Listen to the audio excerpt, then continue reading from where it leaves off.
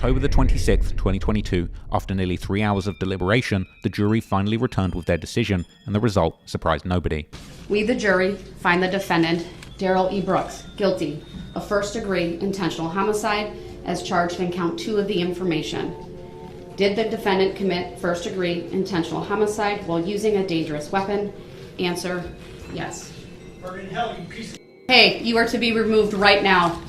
You will not do that. Darrell Brooks was found guilty of all charges in connection with the Waukesha Christmas parade attack. Moments later, the mayor's office issued a statement. Justice, it seemed, had finally been served. The mayor of Waukesha released a statement just moments ago saying in part, quote, "Today we are glad that the trial is over and that justice will be served for all those impacted by this tragedy." The trial had been so bizarre and dramatic that soon compilations of Brooks's outbursts were making the rounds on YouTube. And next was the sentencing. The sentencing was set for November over 2 days, where the full weight of Brooks's actions were laid bare. During a hearing on his sentencing, the prosecutors announced their intentions to throw the book at Brooks, all while Brooks himself continued to interrupt and accuse the DA of being disrespectful and even sarcastically clapping at one point. He takes advantage of everyone. He's extremely manipulative. He absolutely thinks he's in control of everything, when in fact, as he sits here in custody, he's in control of nothing except for his own behavior. Mr. Brooks, be quiet. Except I'm for not his... going to sit here and be disrespected. Mr. Brooks, be quiet. I'm not going to You'll sit have here your and be opportunity. disrespected. These are sentencing arguments and they can make them. So I could do the same thing?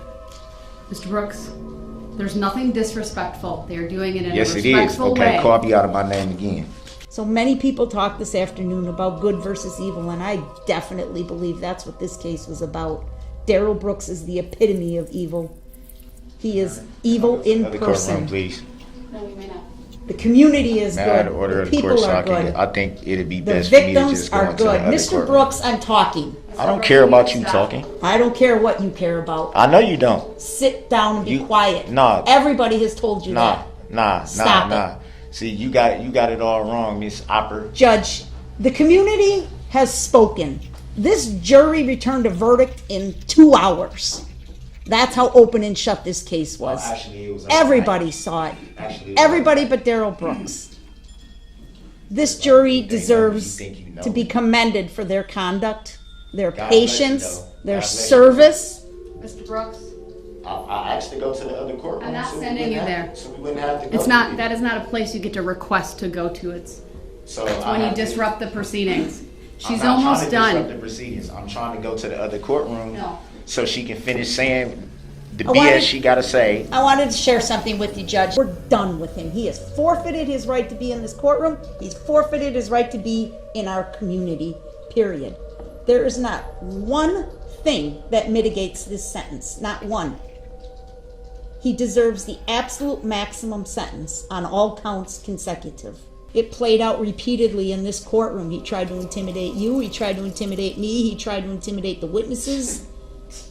He tries and tries and tries, but he fails. He's not the strongest person in the courtroom, he's the weakest person in the courtroom. Morally bankrupt. That's what he is. His character is void. It's very emotional and frustrating right now, so I apologize to you, Your Honor, in court. I understand it's frustrating, and I understand that. It's just very hard to sit and, it's almost like a Apollo. So I still understand that I have to conduct myself respectfully, so I apologize. Victims were given the floor to recount the deep personal scars left by that horrific day. As one heartbroken victim detailed the trauma inflicted upon his family, Brooks appeared almost indifferent, repeatedly rolling his eyes at the painful testimony. Because of your actions, my wife cannot get the images out of her mind of what you have done. You have forever scarred her. Because of your actions, my wife had to hand over my children to our community friends. A justifiably emotional mother then launched into a searing tirade against Brooks for his blatant disregard and disrespect. Ability to have, please don't do that. It's so disrespectful. I've watched all day on TV, and I've watched you mock all of the victims all day. You roll your eyes and you make faces.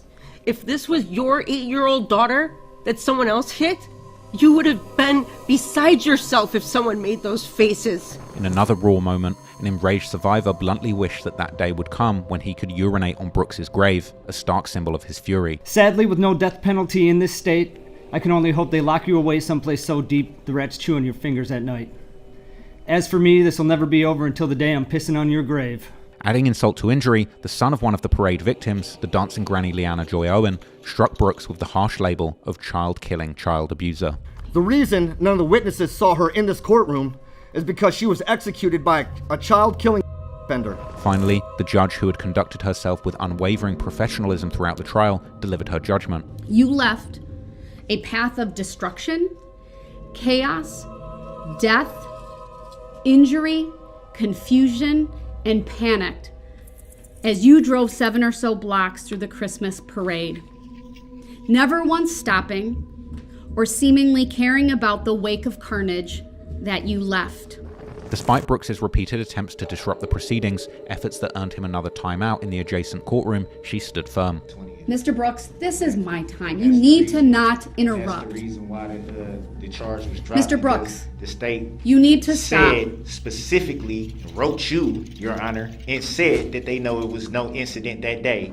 The judge handed down a life sentence without the possibility of parole, earning claps from those in attendance. This court is imposing a life sentence without the possibility or eligibility for extended supervision consecutive to one another.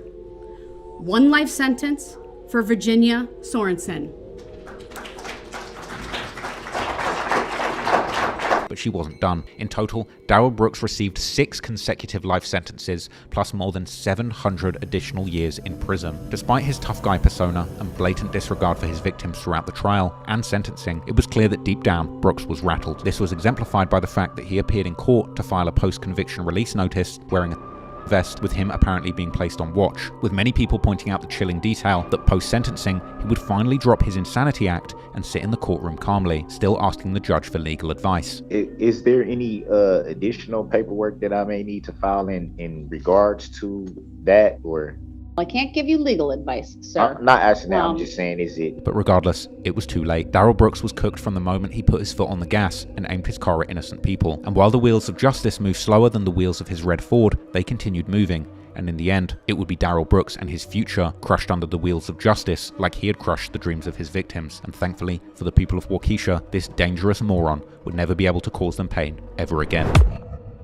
While the man who caused untold devastation to the residents of Waukesha was finally dealt justice, the scars in the community he left would never truly heal. As time went on, the town would overcome the fear and terror that Brooks had instilled into their community and move on with their lives, as well as honoring those who lost theirs. Wrestler Braun Strowman made a documentary where he honored the life of 8-year-old superfan who lost his life, Jackson Spark. The residents of Waukesha didn't let this tragedy stop them carrying on the legacy of their annual Christmas parade either. And since then, the parade security has been enhanced dramatically with more robust street closures and modular vehicle barriers designed to protect the crowd from this ever happening again. And after the deadly events of 2021, a memorial was set up at Greed Park in honor of the lives lost and those still suffering. And there's a yearly dedication ceremony honoring those who passed and survived this vicious incident. The dancing grannies reflected on the tragedy 3 years later. He took the lives of our friends away. Friends lost, but their lives forever memorialized at this monument in Greedy Park, set to be dedicated Thursday. I feel honored that they're doing this for our family, for our friends. And a new memorial to the tragedy was unveiled in 2024. Ultimately, while this strong community was able to pick themselves up, move forward, and not let an evil piece of scum like Darrell Brooks stop them from spreading Christmas joy, the sad truth is that because of one man's selfish and impulsive acts of murder, there are now kids who won't hear their grandparents sing happy birthday to them again, and parents that won't sing happy birthday to their child again either. This video is dedicated to the memory of those who lost their lives in this senseless attack. They will never be forgotten.